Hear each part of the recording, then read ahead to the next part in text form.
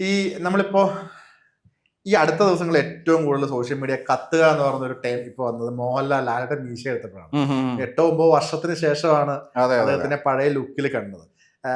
ഒരു റിവ്യൂവർ എന്നുള്ള രീതിയിൽ അടുത്ത ഇപ്പൊ തരൺമൂർത്തിയുടെ ഒരു സിനിമ ഇപ്പൊ തുടരും ഇറങ്ങുന്നതിന് മുൻപ് അശ്വന്ത് ഒരു റിവ്യൂവിൽ പറഞ്ഞത് ഭയങ്കര പ്രതീക്ഷയാണ് പറഞ്ഞത് തരൺമൂർത്തിയുടെ സിനിമയെ പറ്റി. അതുപോലെ തന്നെ ആ സിനിമ അത് മീറ്റ് ചെയ്യുകയും ചെയ്തു. ഇപ്പം അടുത്ത ഒരു സിനിമ വരുന്നു ലവലാഞ്ചൻ എന്നാണ് എനിക്ക് തോന്നുന്നു അദ്ദേഹത്തിന്റെ പോസ്റ്റർ.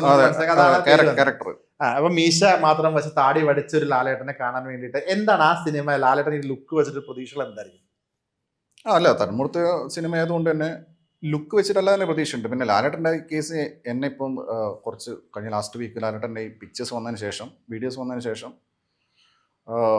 എൻ്റെ പഴയ ഞാൻ പണ്ട് ലാലേട്ടൻ്റെ ഈ പോസ്റ്റ് ഓഡിയൻ പീരീഡിൽ വന്ന സിനിമകൾ ഞാൻ റിവ്യൂ ചെയ്ത ക്ലിപ്സ് ഉണ്ടല്ലോ, അതിൽ ഞാൻ ലാലേട്ടനെ നിശ്ചിതമായി വിമർശിച്ചത് ലാലേട്ടൻ്റെ ഫേസ് അനങ്ങുന്നില്ല, ഐ ബാഗ് ഇല്ല, മറ്റേ പറഞ്ഞിട്ട് ഓഡിയൻ്റെ കേസ് അറിയാലോ.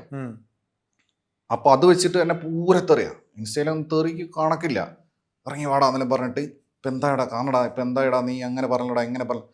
അപ്പം അതിനൊരു മെഡിക്കൽ സയൻസിൻ്റെ ഒരു ബാക്ക്ഗ്രൗണ്ട് ഉണ്ടല്ലോ അതിന്. അപ്പം അതിന് ടൈം ഉണ്ടായിരുന്നു. അത് ആൾക്കാർക്ക് അറിയായിരുന്നു, അതായത് വിവരമുള്ള ആൾക്കാർക്ക് അന്നേ അറിയായിരുന്നു ഇറ്റ് വിൽ ടേക്ക് ഒരു 6-7 ഇയേഴ്സ് എടുക്കുന്നു. ഇതിൻ്റെ ട്രീറ്റ്മെൻറ്റിൻ്റെ ആ ഒരു സൈഡ് എഫക്റ്റ് മാറാൻ വേണ്ടി അത്രയും സമയം ആവശ്യമായിരുന്നു. അപ്പം അതുകൊണ്ട് അത്രയും കാലം ഞാനായിട്ട് താടി വെച്ച് അഭിനയിച്ചേ. കാരണം ആ സമയത്ത് താടി എടുത്ത പ്രശ്നമായിരുന്നു.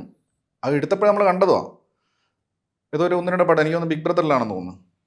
കംപ്ലീറ്റ്ലി താടി എടുത്തിട്ടില്ല, അതുകൊണ്ട് ട്രിം ചെയ്തിട്ടുള്ളൂ. ഇതുപോലെ ചെയ്തിട്ടില്ല.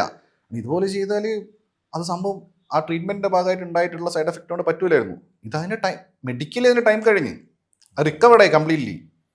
അപ്പോൾ കറക്റ്റ് ടൈമിൽ തരൺമൂർത്തിക്ക് പ്രൊജക്റ്റ് വന്ന് പുള്ളി പിന്നെ ലാലേട്ടനെ ഇപ്പം നിലവിൽ കണ്ടംപററി ലാലേട്ടൻ ഏറ്റവും നന്നായിട്ട് യൂസ് ചെയ്യാൻ അറിയുന്ന ആൾ തരൺമൂർത്തിയാണ്.